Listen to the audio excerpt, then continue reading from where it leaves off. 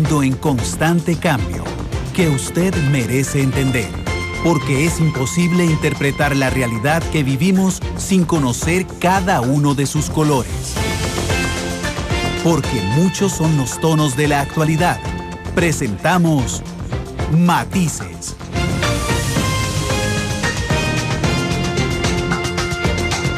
Una producción de Noticias Monumental.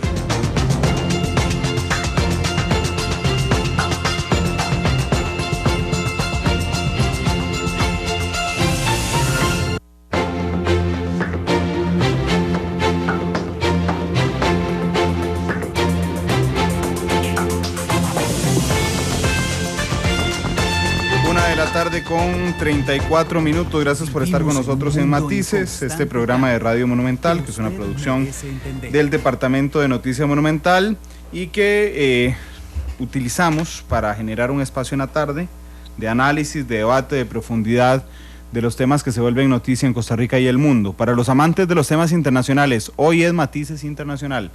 Adelantamos un poco el inicio por la transmisión hoy de las semifinales de la Copa Oro, pero vamos a tener hora y media, como siempre, porque vamos a ir desde este momento hasta las 3 de la tarde.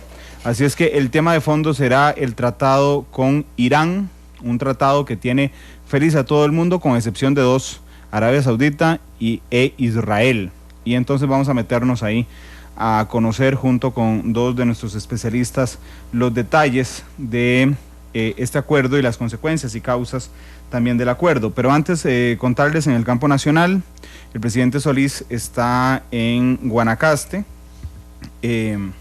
Hoy se dio a conocer que de las 10.000 personas convocadas a la manifestación del sábado, del 25 de julio, solo 800 decidieron ir. Lo que pasa, bueno, uno dice solo 800 en comparación con las 10.000 convocadas, pero bueno, 800 personas es un montón de gente, ¿verdad? Y entonces igual, aunque sean 800, si los guanacastecos hayan ido desistiendo poco a poco de participar, fruto de la gira del presidente y de las reuniones que ha tenido Casa Presidencial con algunos diputados, 800 personas es igual una cantidad muy grande de personas. El otro tema que lo tocábamos aquí en la segunda emisión de Noticia Monumental, si usted no la escuchó, lo pongo al día. Estábamos entrevistando hoy a la magistrada Nancy Hernández, quien propuso el lunes pasado en Corte Plena hacer un estudio de fortalezas y debilidades del Poder Judicial, del OIJ más bien.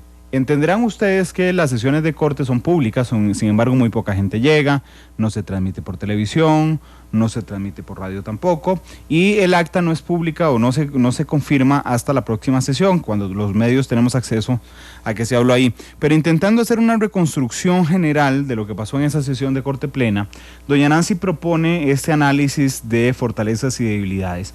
Y en esa discusión, que por cierto una mayoría de magistrados, 15, decidió postergarla a que se integre nuevamente a la Corte don Carlos Chinchilla, que es el presidente de la Sala Tercera. En esa discusión se habló mucho sobre militarización del OIJ.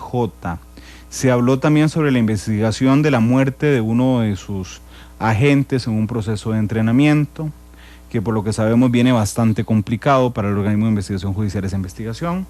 Y se habló del papel de una policía represiva en una sociedad democrática.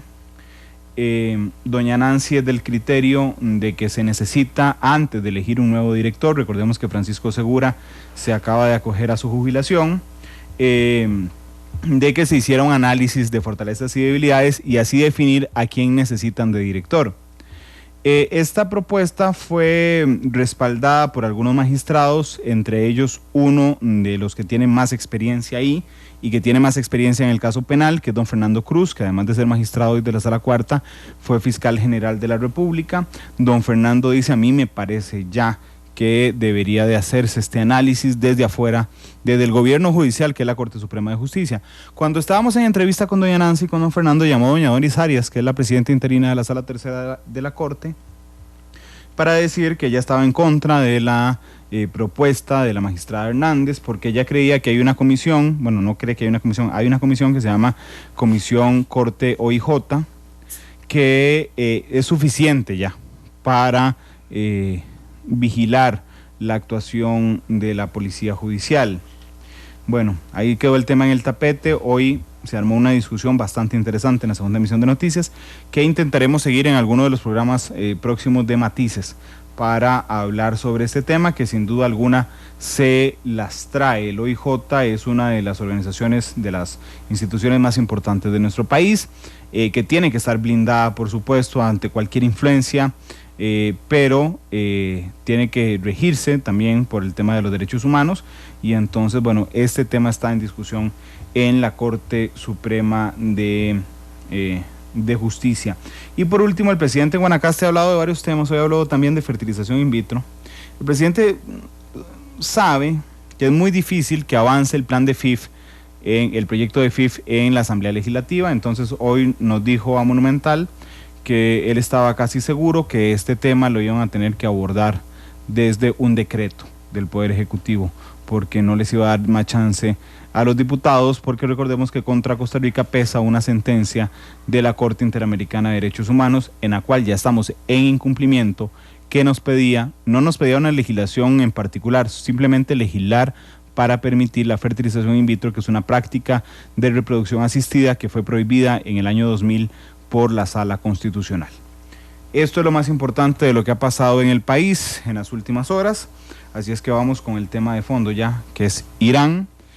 Hoy nos acompaña don Álvaro Ramos, especialista en seguridad internacional, que está aquí a mi izquierda, para las personas que nos verán esta noche a través de Canal 2. Don Álvaro, ¿qué tal? Buenas tardes. Buenas tardes a usted, don Randall, y a todos y todas las oyentes. Muchas gracias. Creo que de los temas que usted tocó, el que más me impacta y más me importa es la situación del OIJ. Algunas manifestaciones que di en los medios, aproximadamente hará unos 22 días, dije que el principio fundamental de toda institución es que ella misma no se puede auditar. Eso lo aprendí no del derecho, sino yo soy contador público autorizado, y para los contadores públicos autorizados, como principios de auditoría y de buenas prácticas, es indispensable que la misma persona que dispone de los recursos, administra los recursos, gasta los recursos, no es la misma que se audita. Y uno de los defectos que yo noto en la policía judicial fundamentales es que si existe algún error, alguna investigación, ellos mismos la hacen en lo que llaman Departamento de Asuntos Internos. Esto va a contrapelo de cualquier buena práctica en cualquier sentido de la palabra, tanto en lo político. En lo político no es correcto que el mismo ente se audite en sus actuaciones o se investigue en sus actuaciones, como en lo administrativo. Y lógicamente, si estamos hablando en materia de posible corrupción o algo mucho peor que eso, de posiblemente otras cosas, otras influencias, jamás se debe permitir, y debe ser una comisión, un ente completamente separado el que haga la auditoría, la investigación, ausculte las actuaciones y reporte en eso estoy de acuerdo, se reporte a la autoridad superior, que es la Corte Suprema, en cualquiera de sus manifestaciones. Lo segundo, creo importante, ya que la magistrada lo trajo a colación, es que ya que se va a elegir nueva dirección del organismo, y como usted bien lo apunta, es un pilar el organismo de la institucionalidad del país y de la democracia, porque está despolitizado, porque investiga profesional y científicamente los hechos relacionados con delitos cometidos, no delitos por prevenir o que se supone que podrían suceder, sino solo aquello que es un hecho criminal. Me parece a mí que, como sana práctica también, deben traer un director que no venga de los mismos estamentos, para renovar el pensamiento, para que traiga las ideas de la sociedad. No sé qué le está pasando a las instituciones en general. Uno lo ve con el reclamo que tienen estos señores de los rectores, etcétera, que les molestó que se investigaran sus salarios. No sé si se les ha olvidado a todos los funcionarios públicos, me parece que es muy bueno recordárselos, que son servidores públicos, no son los dueños de las instituciones. Dicho esto, es muy importante que de vez en cuando venga alguien de afuera y cambie totalmente el pensamiento, por lo menos en la dirección que lleva. Haga un cambio de timón en dirección, y sobre todo no tenga esos ligámenes tan vinculados cuando se hace carrera general Eso está bien para los jefes de departamento, eso está bien para los subjefes regionales, eso está bien para los jefes de escuadra, pero no para la dirección general, donde se necesitan los aires de la sociedad. ¿Qué piensa la sociedad a la que se le deben las instituciones? No son un Estado dentro de un Estado. Esto es bueno recordarse, y la forma más rápida de recordárselos a los funcionarios es ponerles un jefe que no venga de sus mismos rangos. En mi criterio, esto es esencial. Por lo tanto, lo que haya planteado la magistrada de la Sala Cuarta, yo lo comparto. Me parece que antes de nombrar, es bueno saber qué está pasando. No es automático y no hay obligación de nombrar.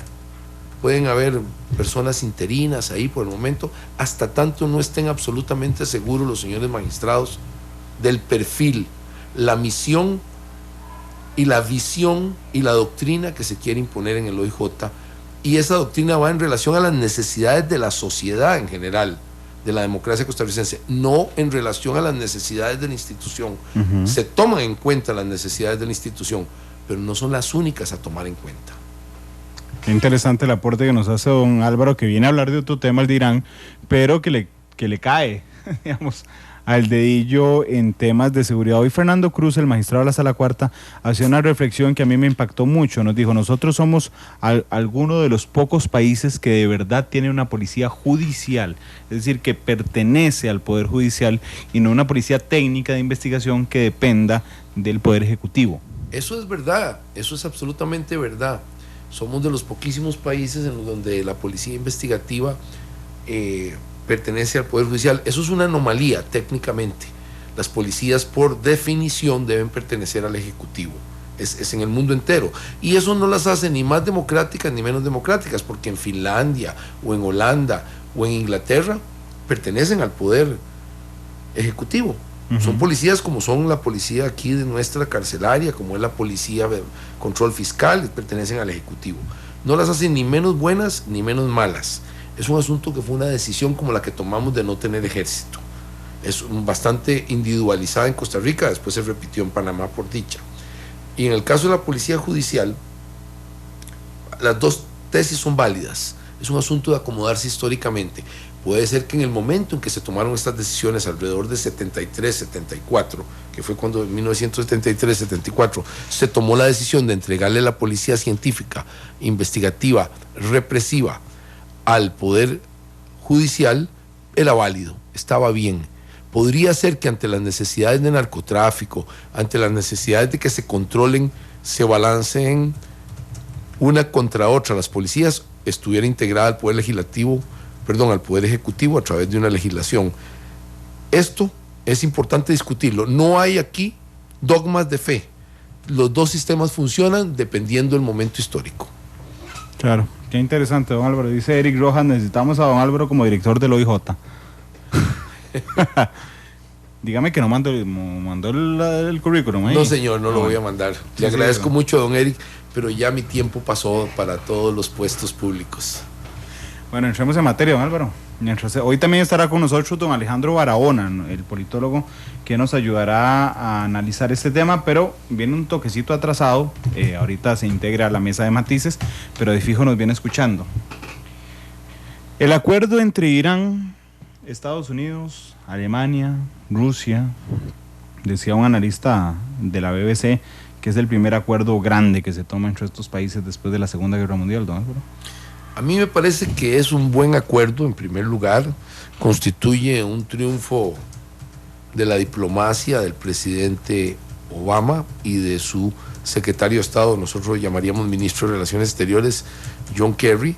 Me parece que hace de las situaciones complejas del Medio Oriente mucho más fácil llegar a acuerdos, particularmente cosas como la proliferación nuclear. Definitivamente es un acuerdo en general, apunta a que no hayan más países que anden buscando ser potencias nucleares, y ahí en esa zona hay miedo de que hubiera sido Arabia Saudita, Egipto, eventualmente algún otro país adinerado de la zona pudo haber pretendido tenerlo. Con este acuerdo esas posibilidades se disminuyen o se esfuman.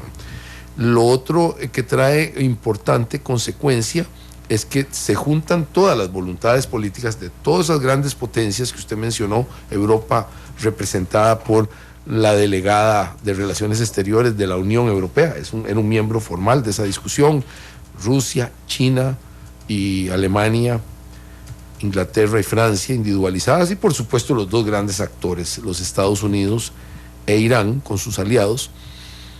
Ayuda, por ejemplo, en el fenómeno del Estado Islámico.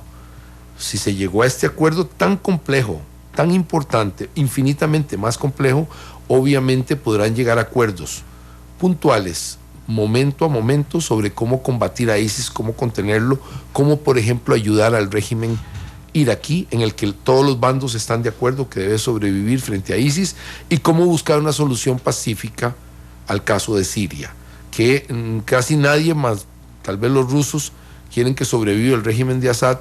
Todos los demás quisieran cambiarlo por otro régimen mucho más aceptable y potable, pero este tipo de acuerdos permiten salidas negociadas a toda esa situación. Así es que el acuerdo ganó la paz mundial, probablemente ganó la no proliferación de armas nucleares.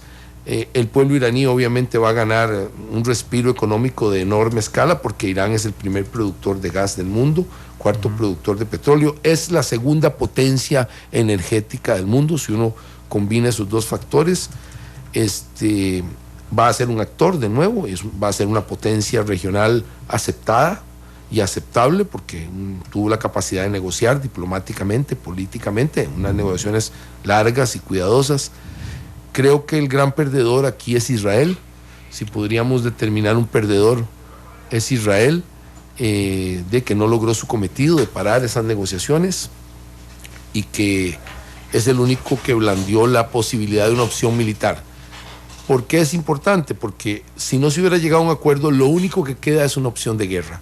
Y creo que el Medio Oriente está absolutamente saturado de esas opciones, y ya no tenía la capacidad, ni los Estados Unidos, ni sus aliados, ni los contrincantes, de sostener más conflictos armados con forma de guerra, con forma de terrorismo generalizado. Ya no se contenía. Este acuerdo permite reversar muchas de las tendencias de apoyar guerras a través de terceros, como Hezbollah en Líbano, en terrorismo en general, y podría ser el camino, no necesariamente lo es, son fenómenos diferentes, pero están relacionados a una solución al problema palestino. Buscar paulatinamente una solución al problema palestino, porque esos actores que estuvieron jugando y negociando tienen la capacidad de llevar a cabo. La excepción es Israel, que ha mostrado una política completamente contraria a eso. Claro. Voy a darle la bienvenida a don Alejandro Barahona, que está con nosotros esta tarde, vino corriendo. Alejandro, ¿qué tal? Buenas tardes. Un placer volver a compartir micrófonos sobre un tema tan relevante y tan importante como es la solución negociada con Irán.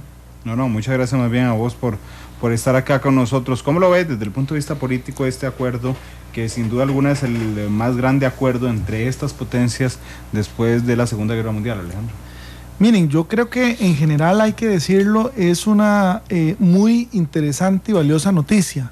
Primero, porque desde el acontecer internacional estamos acostumbrados a que las soluciones de diferéndums de esta talla se hacían de manera bélica. En el caso de este acuerdo con Irán, como también hay que decirlo, el acuerdo con Cuba, representan una salida negociada, diplomática, con la política norteamericana también de por medio, y eso nos da un mensaje positivo en materia de madurez internacional y de capacidad de liderazgo político a nivel internacional. A mí me parece que eso dista mucho del antecesor de Obama, que en el caso de Irak y Afganistán de George Bush, las soluciones eran militares y armadas. Yo soy más en esta tónica de rescatar lo valioso que significa este segundo mandato de Obama, siempre y cuando el acuerdo se cumpla y tenga, digamos, mecanismos de cumplimiento que permitan realmente que se sostenga el acuerdo sobre el tiempo. Eso en términos, digamos, introductorios. También de que esto no es un asunto solamente de Estados Unidos e Irán. Ha habido una participación internacional muy importante. Lo digo porque también hasta el Consejo de Seguridad ha tenido resoluciones alrededor de este tema. Y por supuesto, como bien ha apuntado don Álvaro, esto tiene que ver no solamente en la política exterior entre ambos países, sino a nivel mundial. Ya no solo de carácter de seguridad y político, sino inclusive económico. Se prevé que si este acuerdo se sostiene, en el próximo año estaría bajando el precio internacional del combustible. Y eso, por supuesto, para algunos es buenas noticias, pero para otros es muy malas noticias. Entonces entendemos por qué un Venezuela tiene que estar preocupado después de este acuerdo y pega un poco el grito al cielo. Así que hay factores muy interesantes alrededor de este acuerdo. Claro, de hecho les iba a pedir un momento para ver un video y escucharlo en radio de Barack Obama hablando sobre el acuerdo. Voy a permitirme traducir yo mientras escuchamos de fondo el video de Barack Obama. No sé si lo tienen listo los compañeros del 2 para empezar a escucharlo. Tenemos una oportunidad histórica para un mundo más seguro. Una oportunidad en que puede que no se repita en nuestras vidas. Como presidente y comandante en jefe, tengo la determinación de perseguir esa oportunidad. Eso es lo que dice Barack Obama en esa inserción que acabamos de escuchar. Y también voy a pedirles que el video de Ban Ki-moon, que es el secretario general de la ONU, hablando sobre el acuerdo entre Estados Unidos, las potencias e Irán. Vamos a escuchar a Ban Ki-moon. Acojo con gran satisfacción el acuerdo histórico en Viena y felicito al G+5+1 e Irán para llegar a ese acuerdo. Esta es una prueba del valor del diálogo. Sé que fue requerida una inmensa cantidad de trabajo y admiro la determinación y el compromiso de los negociadores, así como el valor de los dirigentes que aprobaron el acuerdo que fue tan concienzudamente elaborado por su equipo en Viena y en otros lugares. Espero y de hecho lo creo que este acuerdo dará lugar a una mayor comprensión mutua y a la cooperación en muchos de los graves retos de seguridad que existen en Oriente Medio. Esto podría servir como una contribución vital a la paz y la estabilidad tanto en la región como en el más allá. Las Naciones Unidas están dispuestas a cooperar plenamente con las partes en el proceso de implementación de este histórico e importante acuerdo.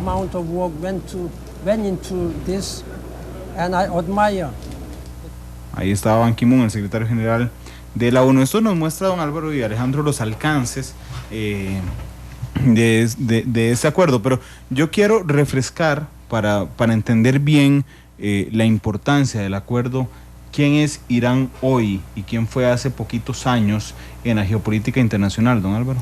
Uno tiene que echarse bastante más para atrás. Echémonos para atrás lo necesario, para Irán, tenemos hora y media. Irán es un país muy antiguo. Irán significa la tierra de los arios. Para empezar, bueno, es un país musulmán, en su mayoría chiita, de la parte de la secta chiita.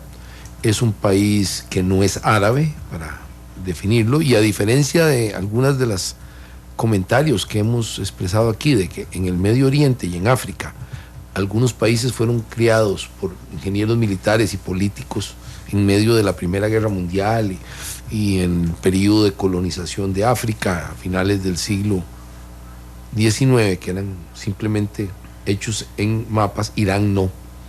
Irán, o antigua Persia, es un país muy, muy antiguo. En realidad, junto con Irak, lo que hoy es Irak moderno, corresponde a las más antiguas civilizaciones de la humanidad. Son los lugares donde prácticamente se inventaron los mitos religiosos que conocemos hoy, donde se escribieron las primeras letras en toda esta zona, y donde por milenios hubo un verdadero Estado, el Estado persa, con sus diferentes denominaciones, Parthians y cosas así se llamaron, pero es el Estado persa. Tenemos los nombres clásicos de la época que nos dejaron los escritores griegos y los historiadores posteriores, como Darío, Jerjes, Artajerjes, los 300 héroes. Todos son evocaciones históricas, algunas con carácter militar, otras con carácter político. Nos evocan un país definitivamente antiguo, ordenado en su época, con su propia cultura, con su propio lenguaje, el farsi, con definiciones de políticas, digamos el concepto de satrapía. Uno recuerda mucho, los que venimos de los años 70 en la universidad, uno oía de las izquierdas de la universidad el término sátrapa. Sí, sí, es cierto. Lo usan para arriba y para abajo. Yo creo que uno le pregunta y no conocen bien qué significa. Bueno, sátrapas es una invención de los soberanos antiguos persas que daban una sección del imperio a un sátrapa para que lo explotara misericordiamente, y algo les mandaba en tributo imperial al emperador o shah, o como se empezó a llamar. Bueno, eso es un sátrapa. Ve que en nuestro vocabulario político incorporamos palabras y conceptos de los persas. Algunos de los mitos religiosos un poco cambiados vienen de ellos también, cosas que tenemos, Zaratustra y cosas, usted puede tocar con Nietzsche y cosas así, usted ve que vienen de los persas. Fue tan importante que era el gran enemigo natural de los griegos y dio casi un poco la democracia griega, y los conceptos de cómo se unificaron los estados griegos vienen del miedo que tenían a los persas. La primera gran batalla en historia en la que una potencia naval que marcó un cambio completo histórico le gana a una pequeña potencia, pero que era una gran potencia naval, los griegos le ganan a una gran potencia terrestre que era el imperio persa, se dio en Salamina, por ejemplo, para decir una isla griega. Y luego los romanos permanentemente tuvieron como frontera, todo el imperio romano de Oriente tuvo como frontera los persas. Era muy importante, estaban ahí. Un detalle que poca gente conoce es que quien servía de conducto comercial y de conducto político entre China y Occidente era Persia. El control de ese comercio, y muchos lo tenía Persia, la Persia antigua estamos hablando.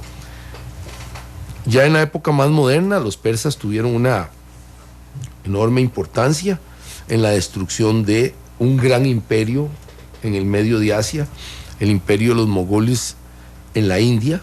Tanto es así que algunos de los tronos que tenían esos famosos mogules de Delhi en la India terminaron siendo los tronos imperiales de los persas, y eran famosos además por su colección de joyas, que hasta el día de hoy es una de las más grandiosas del mundo.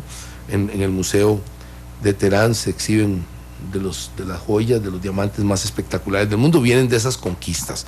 Fue un gran imperio. Tuvieron vasallos en Egipto y llegaron, por supuesto, hasta las puertas de Europa, lo que hoy es Europa. Dicho esto, es un gran país, es un país que ha existido siempre. Más modernamente vinieron disminuidos y estuvieron en el juego del poder entre la Rusia zarista y el Imperio Británico, por la cuestión de la India, por su cercanía a la India y al Medio Oriente, y luego en la Segunda Guerra Mundial fueron muy importantes, porque fue un punto de conjunción, uno de los primeros puntos de conjunción en que la Unión Soviética y los aliados se juntaron, porque era una de las posibles vías que se usaron para suministrar a la Unión Soviética ayuda de Occidente para que pudiera ayudarse a contener a los nazis que lo estaban invadiendo en lo que hemos tocado aquí, la Operación Barbarossa. Por ende, Persia, y hoy modernamente Irán, que cambia de nombre en el 25, es un estado muy viejo, con instituciones, características y tradiciones propias. Los árabes lo conquistan y lo convierten al Islam, y en algún momento una dinastía lo convierte a la sección o los términos chiitas de referencia dentro de esa religión, lo que hace de Irán una potencia regional diferente a los árabes tradicionales, que son sunis, y necesariamente lo confronta inmediatamente a ese poder, tanto porque no es árabe como porque no es en mayoría suní. Es la potencia regional. Hoy por hoy siempre ha tenido un ejército importante. Recordemos la guerra más larga que se ha dado en el Medio Oriente, la de 8 años entre Irak e Irán, solo para recordar hechos importantes. Y por supuesto, posterior a esa guerra y anterior, se dieron hechos de todo tipo, como por ejemplo la toma de la embajada de los Estados Unidos por 444 días en el 79, que fue un hecho insólito que los Estados Unidos le tomaran, y no tuvo una acción militar directa. Tuvo esa guerra con Irak, terrible, con muchísimos muertos, heridos, mutilados, afectados de gas. Así es que ha sido un país muy sufrido. Curiosamente, si uno hace un pequeño análisis rápido de los últimos 200 años, Irán nunca ha invadido, ellos nunca han invadido a nadie. No ha sido un estado invasor. Estamos hablando en términos estrictamente militares. Sí tiene vinculaciones políticas fuertísimas en el Líbano, fuertísimas de apoyo al régimen de Saad en Siria, y otros grupos a lo largo del Medio Oriente, los Houthis en Yemen. Por ende, es un estado importante, es un estado muy rico, pero tiene características modernas de un estado muy grande, 1,000,000 y pico de kilómetros cuadrados, uno de los grandes países del mundo. Está situado en una región, es un eje prácticamente de contacto entre el Medio Oriente y Asia, y la parte rusa, que siempre ha sido una parte importante, y luego tenemos un estado muy grande con 80 millones de personas, con una característica: son personas educadas.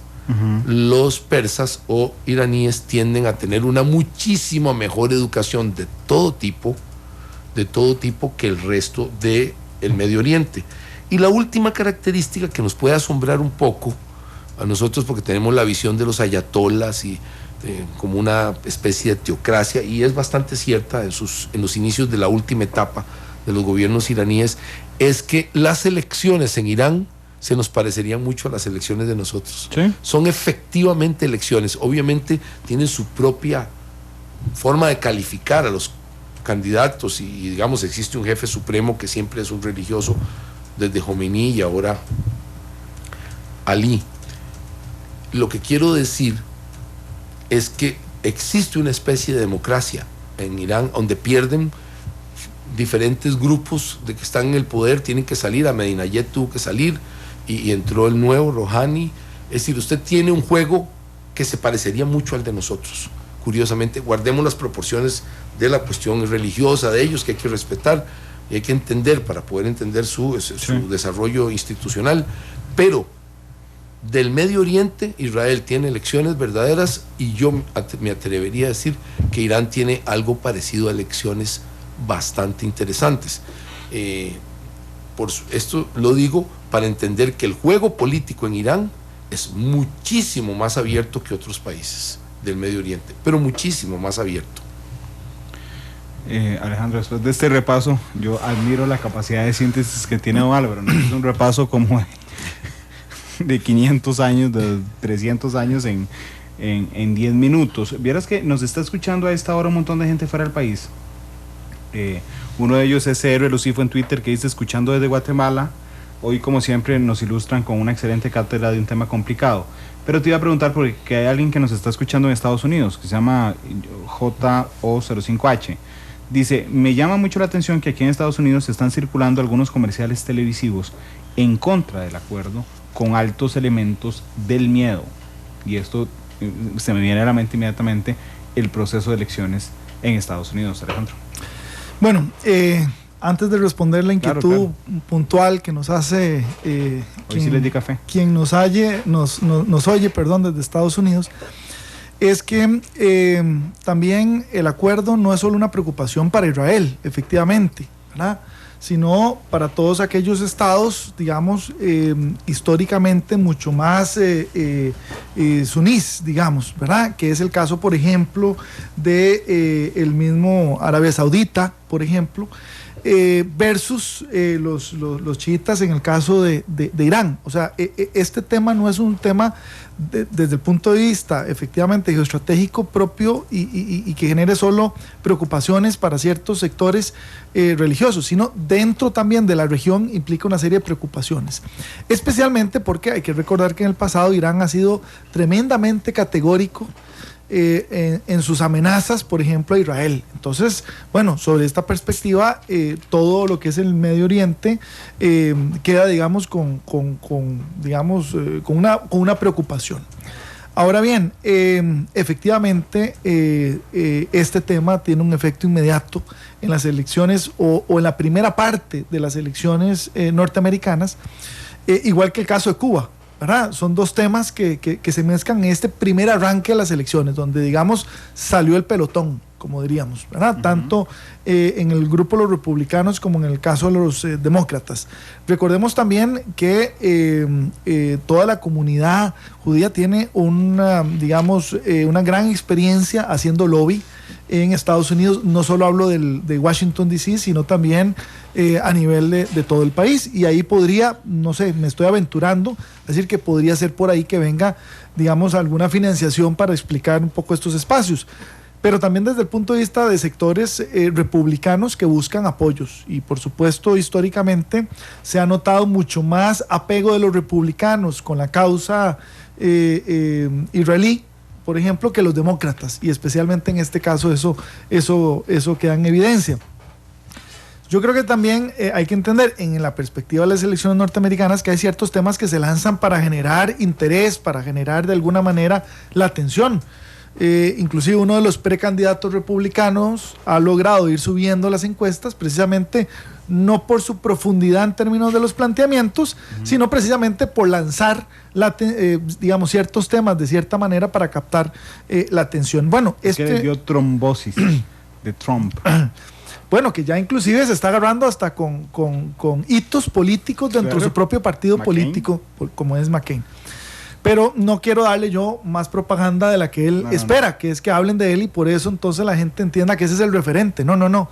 Creo que más bien hay que plantearlo desde el punto de vista también de aquellos precandidatos que siento yo que han logrado explicar y que entienden perfectamente por su experiencia, como Hillary Clinton, que fue secretaria de Estado, precisamente la importancia y la trascendencia que tiene este acuerdo. No solamente para efectos de la política norteamericana, sino, como decíamos, a nivel global, porque como bien apuntaba la nota, no es un esfuerzo únicamente de Estados Unidos. Sin embargo, se reconoce, digamos, un protagonismo, un liderazgo. Inclusive John Kerry, con una fractura a cuestas, ha estado permanentemente viajando para lograr sellar este acuerdo, que se dice que junto con el cubano es, digamos, los dos referentes más importantes. Sí, repito, logra mantenerse y consolidarse a lo largo del tiempo. Pero este acuerdo también tiene una serie de elementos que a mí no quisiera dejar de lado ahora que escuchaba a don Álvaro, que es, por ejemplo, el tema que este acuerdo permite que estudiantes iraníes puedan estudiar carreras que tienen que ver con la energía nuclear, tema que estaba, digamos, vedado precisamente por parte de las medidas internacionales contra Irán, ¿verdad? Y es que el tema nuclear hay que también poderlo separar entre energía y, por supuesto, el tema de armamento. Y digo separar entendiendo que hay una clara, digamos, amenaza y que es relativamente, digamos, corto pasar de una a la otra. Pero es que también el tema nuclear es fundamental para aquellos estados donde efectivamente necesitan generar no solamente fuentes de energía, sino energía, y abro comillas, limpia, ¿verdad? Porque el tema nuclear es una de las energías, digamos, no verdes, pero más, digamos, amigables con el ambiente, si se lleva bien y no hay ningún incidente, ¿verdad?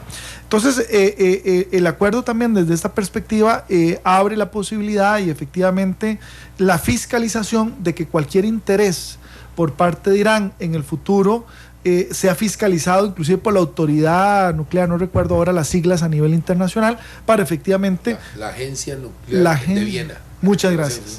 Que inclusive fue premiada con el reconocimiento del Premio Nobel, claro. Entonces, para efectivamente certificar y fiscalizar que el proceso se dé apegado de quien a nivel global maneja mejor el tema nuclear, ¿no?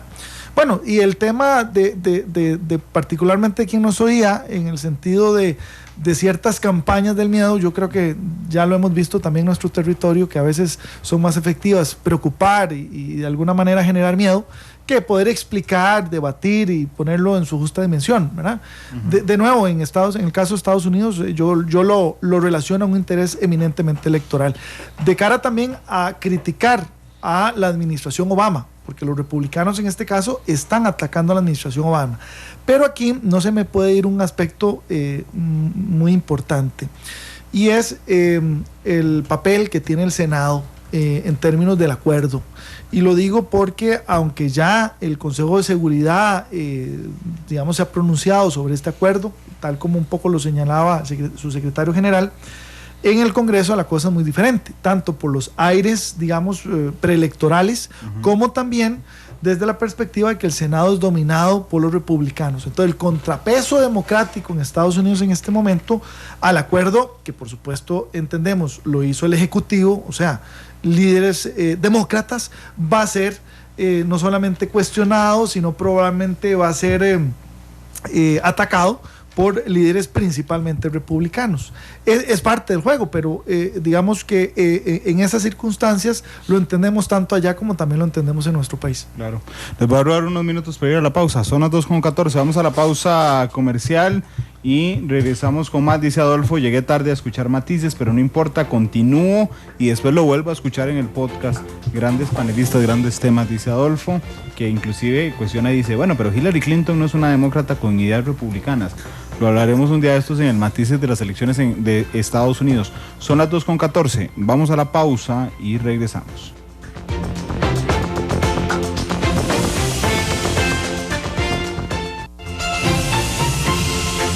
Porque la realidad tiene muchos tonos, matices.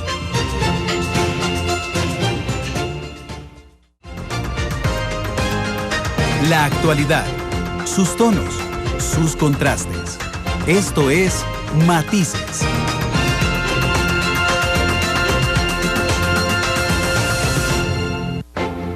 Dos de la tarde con 20 minutos. Les recuerdo que hoy Matices inició a la 1:30, hoy es Matices Internacional, termina a las 3 de la tarde y estamos hoy en Matices, les decía Internacional, analizando el acuerdo entre Irán y las potencias, el acuerdo nuclear. Les pregunta Marco Vinicio, don Álvaro, ¿este acuerdo de fijo no se hubiera dado con el anterior presidente de Irán, que supongo que se refiere a Ahmadinejad? ¿El cambio de líder político pudo ayudar en este proceso? Mucho.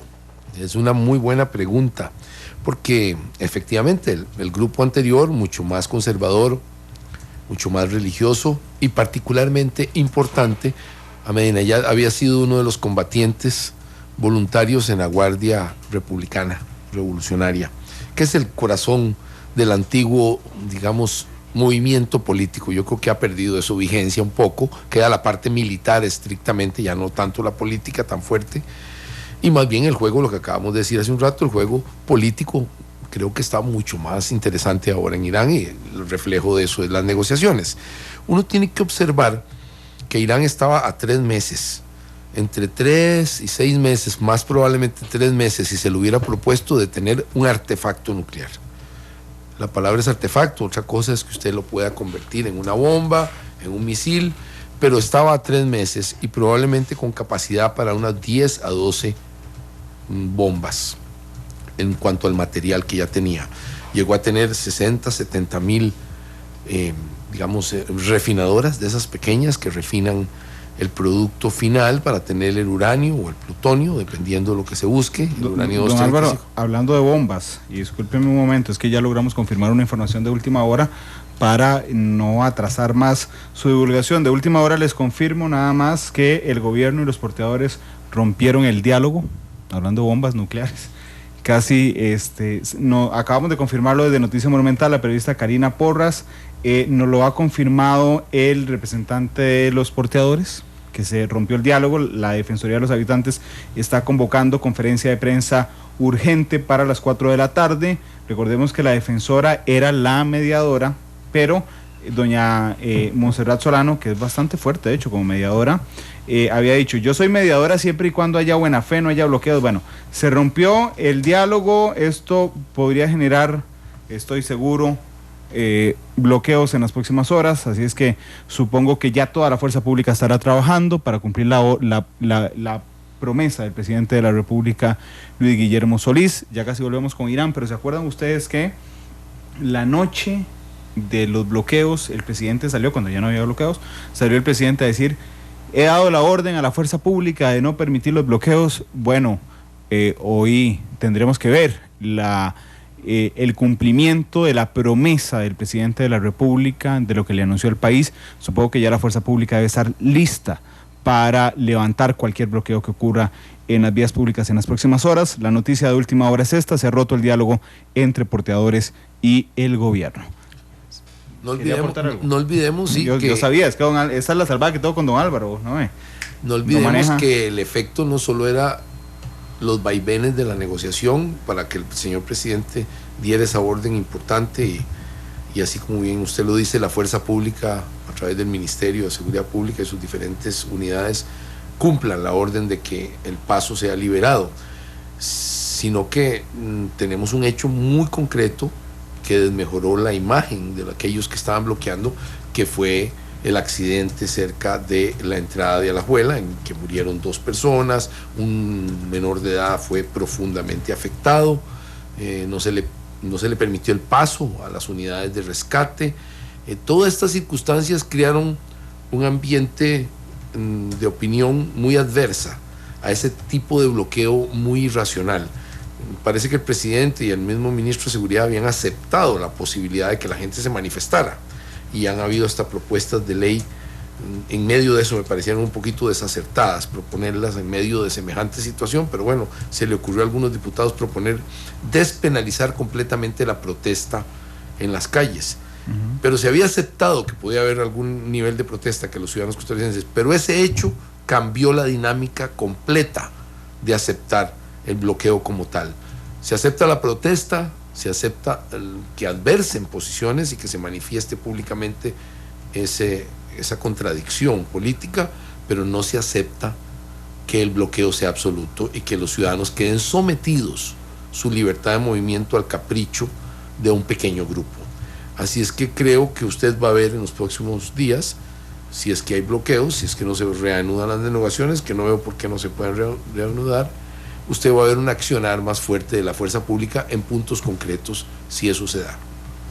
Bueno, de hecho les cuento en toda la transparencia que tenemos un problema periodístico aquí. Hay 2 conferencias de prensa, una de la defensora, la otra de C-Taxi. Están furiosos los señores de C-Taxi. Anunciarán los detalles en la conferencia de prensa, pero bueno, es que es un hecho que se van para las calles. Voy a adelantarme para no estar cambiando de tema. Vamos a la pausa y regresamos ya para volver a meternos con Irán, con esta información de última hora de que los portadores y el gobierno rompieron el diálogo. 2:26.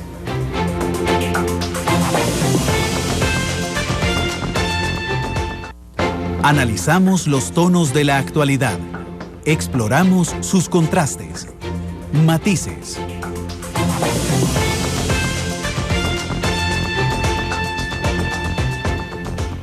Matices.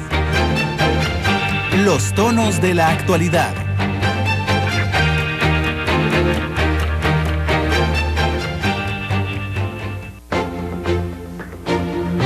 Dos con 31, les informábamos de última hora que rompieron diálogo los porteadores y el gobierno de la República, pero bueno, estamos hablando de Irán, hoy es Matices Internacional. Don Álvaro nos estaba hablando ante una pregunta que nos hizo un tuitero de cómo había cambiado, digamos, la dinámica política de Irán con la salida de Mahmoud Ahmadinejad, para permitirse este acuerdo. Nos decía don Álvaro que estaban a solo semanas de 3 meses, a 6 meses. Bueno, imagínate. Nada. ¿Y por qué es importante este concepto? Porque para un Estado que ha sido muchas veces agredido como Irán, que fue ocupado durante la Segunda Guerra Mundial por una ocupación dual, la Unión Soviética ocupó una parte y los británicos otra parte, para garantizarse que el Shah, padre del Shah que nosotros conocemos, el Shah Reza Pahlavi, no se aliara o no torciera sus simpatías hacia las potencias del eje. Había alguna sospecha que podía suceder, lo depusieron en medio de la guerra y ocuparon el país para evitar precisamente eso. Y pusieron a su hijo, a quien conocemos como el Shah, nosotros el último de los Shah. Es impuesto por las 2 potencias, aceptado, y entonces, bueno, tiene esa relación. ¿Por qué es importante? Ahorita volvemos a ese punto, porque es esencial. ¿Por qué es importante ser una potencia nuclear para un país como Irán? Porque al día de hoy, desde 1945, desde agosto del 45 a la actualidad, ningún país que tiene declaradamente la bomba atómica y que tiene la capacidad de usarla ha sido invadido. Entonces es como un seguro. No nos gusta, porque los costarricenses ni entendemos para qué puede servir una bomba atómica, por dicha, pero desde la perspectiva de la mala convivencia internacional, tener una bomba atómica y la capacidad de usarla implica garantizarse no ser invadido. Ningún país ha tenido. Es Luego, triste esa realidad, pero es un hecho. es un hecho. Entonces, si Irán lograba tener la bomba atómica, de antemano estaba garantizada su supervivencia y la del régimen. Perdón, un tecnicismo, ¿se dice bomba atómica o bomba nuclear? Las dos cosas. Nos gusta más la bomba atómica por el concepto de era atómica. Okay. La concepción de que el día 16 de julio, con la explosión del artefacto en Alamogordo, en Nuevo México, nació la era atómica y la era nuclear. La primera bomba se utilizó el 6 de agosto de 1945, nos indica, digamos, cambios dramáticos en la historia de la humanidad como parteaguas que uno podría determinar, tanto en lo científico, en lo político, en lo estratégico, en lo histórico. Pero volviendo al punto, Israel sí tiene la bomba atómica, tiene la bomba, tiene artefactos nucleares, tiene investigaciones, tiene todo lo que tiene que tener como potencia nuclear. Entonces los iraníes siempre dijeron que era una gran, digamos, desbalance en el análisis, que una potencia nuclear como Israel nunca había sido revisada, nunca había sido la Organización Internacional de Energía Atómica, nunca había hecho una revisión, y a ellos los tenían sometidos a una auditoría absoluta en todos los sentidos y habían sido sancionados por años por la sola percepción de que estaban refinando uranio. Dicho esto, Irán sacrifica bastante al renunciar a la capacidad de tener armas nucleares, pero a su vez gana bastante en cuanto a legitimidad, a la posibilidad de insertarse en la economía mundial de nuevo, a ser una potencia energética, digamos, en todo su derecho. Y para nosotros es una gran ventaja probablemente este acto, porque nos va a mantener los precios de las energías, particularmente los hidrocarburos, baratos. Que entre la segunda potencia en el mundo en términos de energía, completamente autorizada al mercado y juegue las reglas del mercado, un mercado bastante móvil y volátil como es el de hidrocarburos, nos va a mantener económicamente barata la energía, y creo que ha sido una de las bendiciones que, por ejemplo, hemos tenido los ticos en los últimos tiempos. El gobierno de la República ha podido moverse mucho más tranquilo en sus decisiones económicas, sobre todo las macroeconómicas. Los números macroeconómicos son bastante estables. El Banco Central ha podido tomar determinaciones tranquilas, profesionales, en la política económica, la alta política económica, y se debe mucho, pero muchísimo, a este elemento. Porque si observamos el problema del desempleo y eso, en Costa Rica no tendríamos tan bonitos números, pero es este elemento, y con el arreglo de Irán, este acuerdo importantísimo, tendremos energía barata en el mundo, y eso nos sostiene en un periodo más, un año más, 2 años más. Entonces, ¿de dónde viene el problema? Que en realidad los creadores del problema fueron las potencias occidentales, porque Irán desarrolló, con la llegada del nuevo Shah muy joven, no tenía gran capacidad política, y entonces verdaderos políticos iraníes, entre ellos uno muy inteligente y muy alocado, que se llamaba Mohammad Mosaddegh, hizo toda una actividad política muy nacionalista, y particularmente en el 53, en principio de los años 50 y 53, decidió nacionalizar la industria petrolera que estaba en manos de los británicos. Esto motivó que se planearan grandes, digamos, conspiraciones con los militares, con el Shah, con todo el mundo para votarlo. Mosaddegh era electo, era un político, un líder político electo y bastante popular en Irán, y lo votan con una de las primeras misiones de cambio de régimen, que se llama técnicamente, dirigidos por Alan Dulles, en ese momento director de la agencia de inteligencia CIA, y por su hermano John Foster Dulles, que era el secretario de Estado. Es decir, la combinación de los dos hermanos fue tremenda para votar el cambio de régimen, que después tuvo sus consecuencias también en Cuba y las tuvo también en Guatemala, con la caída de Arbenz y la enemistad enorme con el nuevo régimen de Fidel Castro, desde los años finales de los 50. Es básicamente lo mismo, y si notamos, para volver al tema de Obama, para ubicarnos en la época moderna, Obama está desmantelando lo que ellos mismos hicieron. Un poco era la tesis de Eisenhower, que era el presidente de la época, el presidente de los Estados Unidos, Dwight Eisenhower, que había sido el comandante de la invasión al continente europeo, famoso por el desembarco en Normandía. Eisenhower, que había sido militar profesional toda su vida, y particularmente en esta última etapa profesional había dirigido enormes batallas en el norte de África, el Mediterráneo y, en el caso concreto, el occidente de Europa, la invasión general hacia Alemania, estaba acostumbrado a batallas, dirigir, planear batallas en que morían cientos de miles de personas de un lado y de otro, y encontró muy atractivo, cuando se lo plantearon sus expertos en inteligencia y en política exterior, votar regímenes enemistados con los Estados Unidos o que no correspondían a los intereses con un pequeño número de bajas. Le parecía muy aceptable y nos crió el mundo de la Guerra Fría y de la confrontación con regímenes como el cubano actual, como el iraní, como otros en el mundo, en África también Lumumba, crió esta confrontación en la que Estados Unidos siempre estaba con sus aliados tratando de cambiar esos regímenes en las partes que no les gustaba o no les convenía. Me parece que Obama deliberadamente está desmontando lo que Eisenhower y sus consejeros militares, políticos y de inteligencia montaron en los años 50 y que tuvo una enorme presencia en todas las relaciones internacionales y en toda la geoestrategia mundial.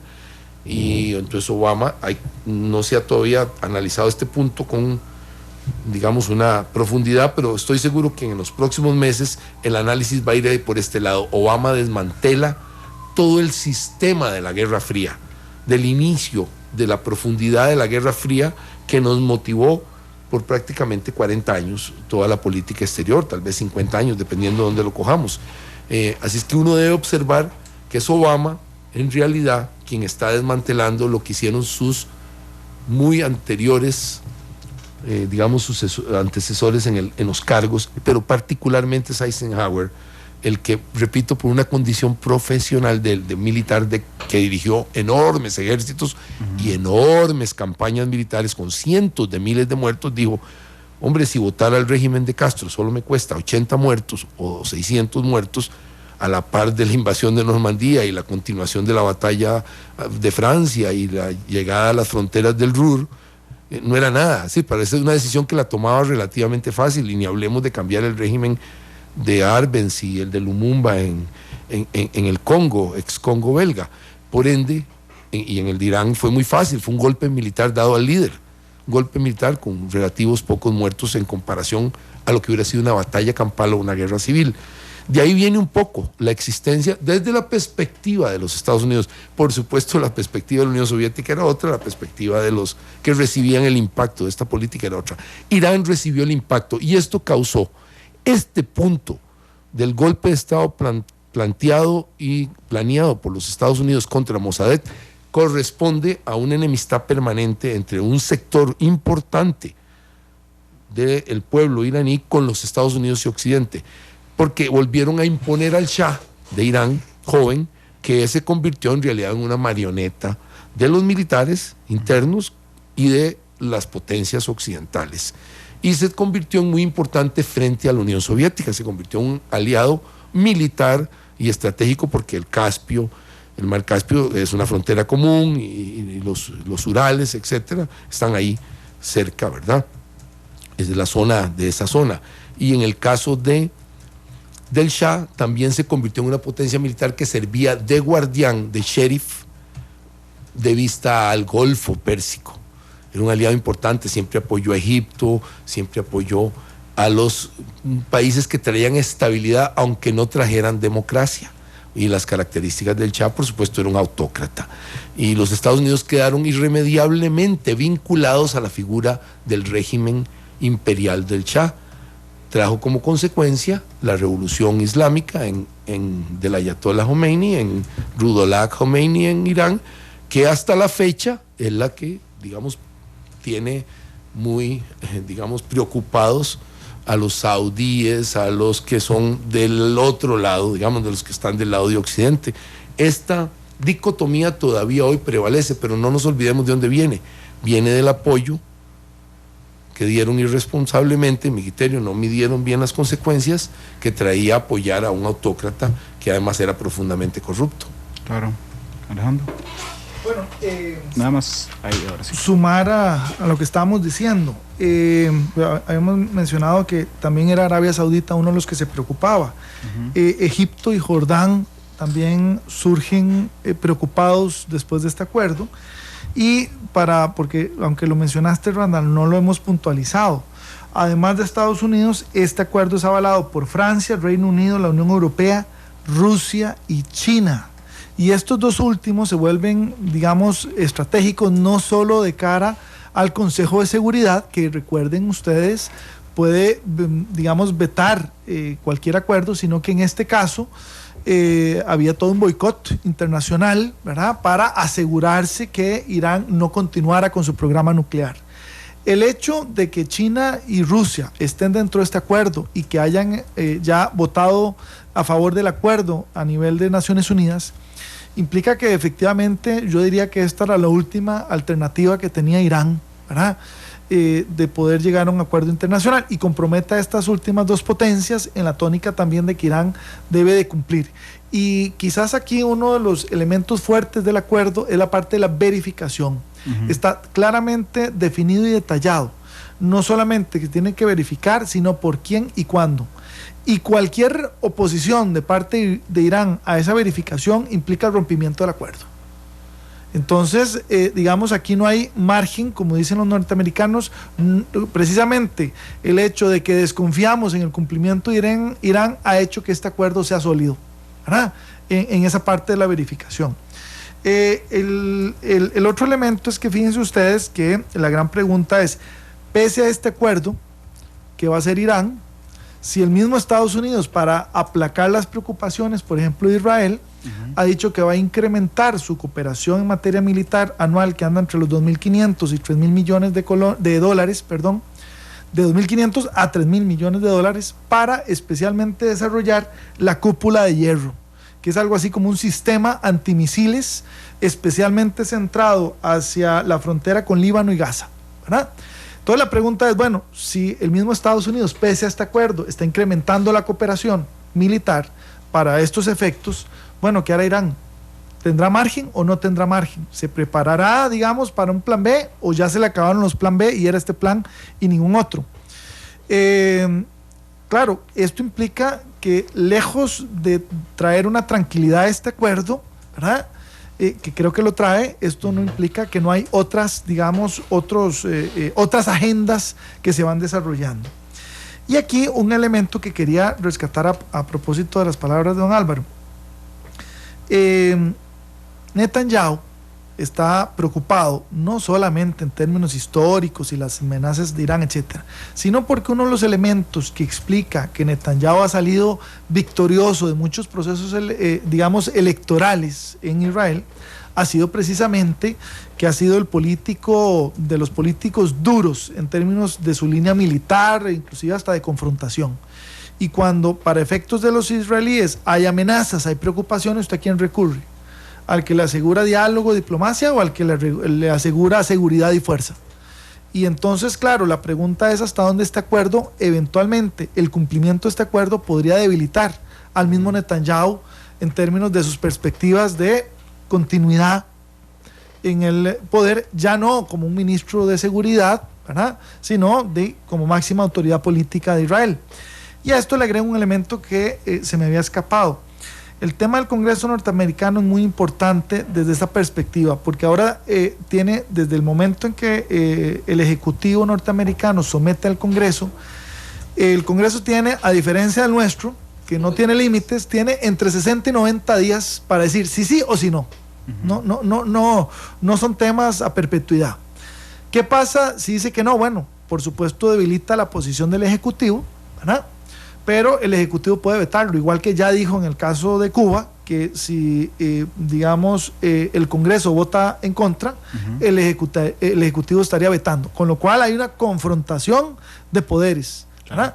Pero los republicanos han dicho, y aquí entra, por eso decía, lo del lobby, digamos, muy desarrollado en Washington, el lobby de Israel. Y cuando digo Israel es porque recuerden ustedes que Netanyahu hace unos meses estuvo haciendo lobby en el Congreso norteamericano, pese a que el Ejecutivo no estuvo nada cómodo, ¿verdad? Pero bueno, es parte del juego democrático. Bueno, aquí ha dicho Netanyahu que él va a hacer lo propio para que el Congreso norteamericano rechace este acuerdo. Y algunos republicanos, sin leer, sin que les hayan sometido el documento, dijeron: lo vamos a rechazar. Entonces, bueno, aquí vamos a ver cómo se juegan las fichas, cómo termina esto definiéndose. No hay, desde mi perspectiva, digamos, un riesgo de que esto quede en el aire. Primero, porque es un acuerdo con todos los demás miembros del Consejo de Seguridad. Segundo, porque en el eventual hecho de que los republicanos lo rechazaran, él podría vetarlo, ¿verdad? Pero eso le limita, le restringe el espacio político a Obama. Sin embargo, eso va a evidenciar dos visiones completamente distintas, no solo la política exterior, sino algo que decía don Álvaro. La política exterior norteamericana no verse alrededor de intereses difusos y digamos relativos dependiendo de quién está en el poder. No. La política exterior norteamericana se fundamenta en el principio de seguridad nacional norteamericana. Sí. Todo lo demás vendrá después, pero lo primero es el tema de seguridad, ¿verdad? Y aquí entonces la administración Obama, digamos, yo no creo que esté renunciando a eso, pero por supuesto está, digamos, analizando los diferentes acuerdos con las otras variables sobre la mesa, no hasta que se termina el análisis de la seguridad. Esto don Álvaro puede, por supuesto, ilustrarnos y complementarnos.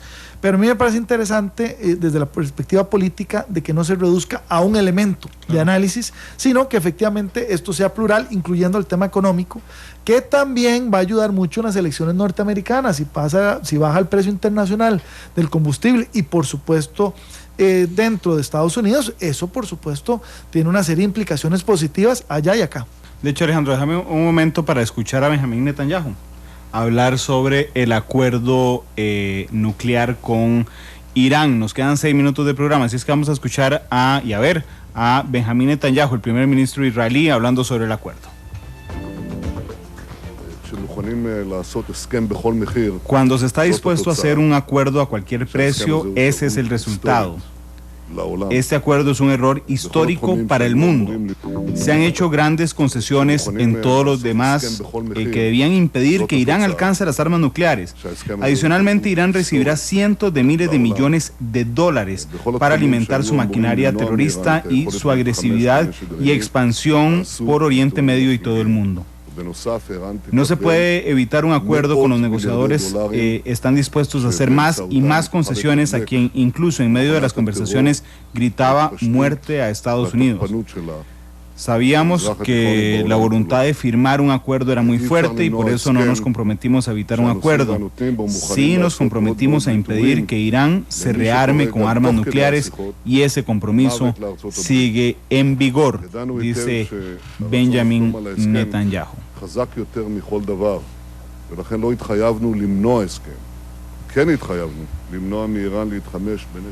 Ahí está el primer ministro israelí. Nos quedan 6 minutos.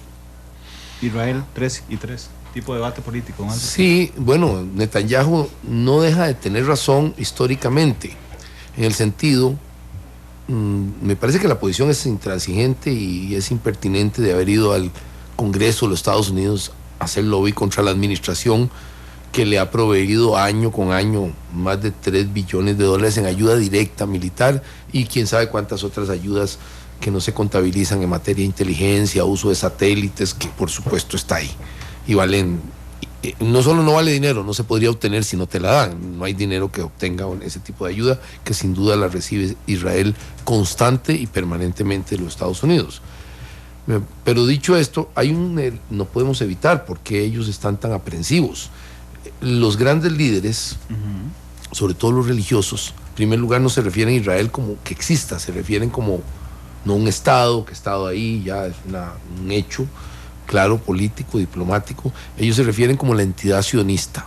Y en particular, los dos grandes líderes religiosos, que son el líder supremo constitucional de Irán, son los ayatolas que han estado ahí, Khomeini y Khamenei, siempre se han referido que debe ser extirpado del medio. Han usado yo estoy usando las palabras que ellos usaban. Entonces es lógico que los responsables políticos de Israel y en general la opinión pública israelí esté nerviosa que un Estado fuerte, un Estado grande, un Estado que nunca ha sido vencido en ninguna guerra por ellos, no se han medido fuerzas con ellos nunca han peleado en forma directa, ni mucho menos, en forma indirecta sí, a través de Hezbollah y de otras digamos entidades políticas que reciben el apoyo de Irán para que guerreen contra Israel. Pero eso es una cosa, una minucia comparado a que el Estado esté armado nuclearmente y eventualmente puedan tomar una decisión, porque recordemos que por el tamaño y las condiciones geográficas de Israel, realmente no soportarían ningún tipo de ataque masivo, no solo nuclear, sino masivo. Es tan pequeño, lo que se llama técnicamente, en cuestiones militares, la profundidad estratégica no tiene. Israel no tiene profundidad estratégica. De lado a lado lo pasaría una unidad militar, digamos, si no fuera por su capacidad de respuesta militar, no sobreviviría a un verdadero ataque militar. El Estado entero colapsaría. Tienen un único aeropuerto civil, tienen más aeropuertos militares, que es lógico, pero civil solo tienen uno, el de Tel Aviv.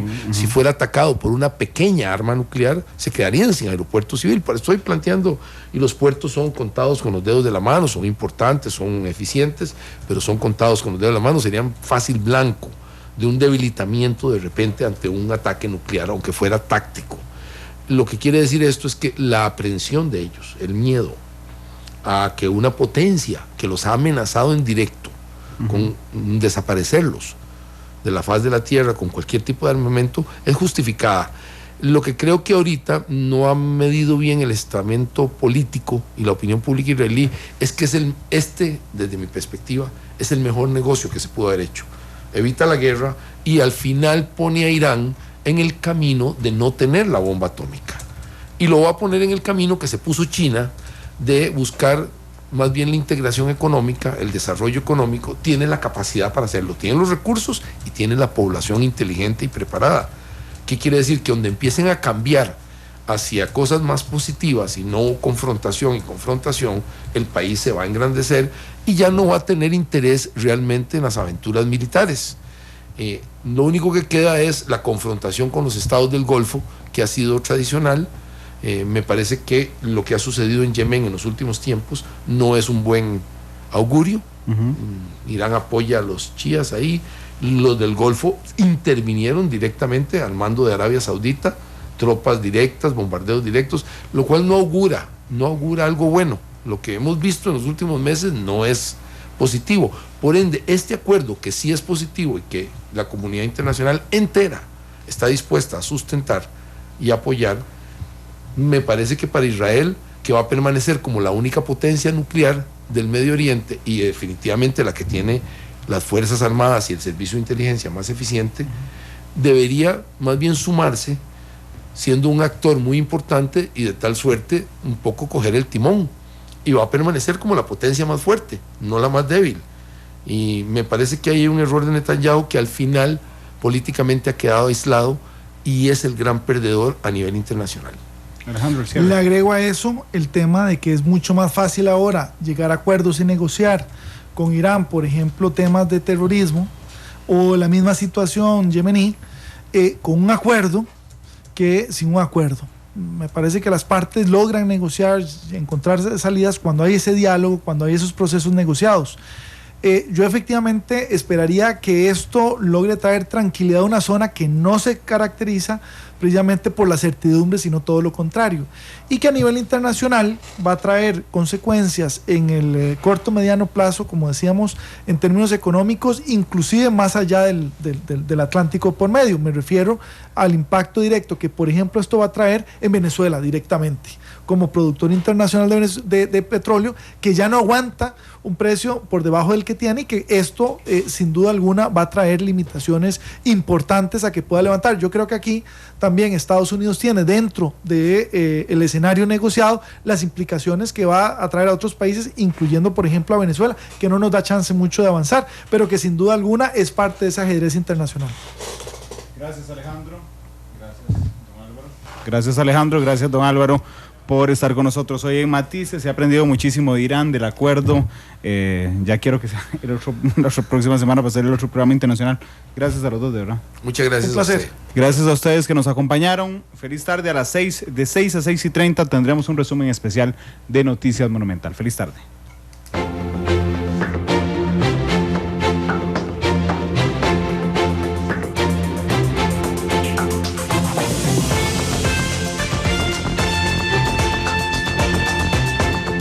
Vivimos en un mundo en constante cambio que usted merece entender. porque es imposible interpretar la realidad que vivimos sin conocer cada uno de sus colores. Porque muchos son los tonos de la actualidad.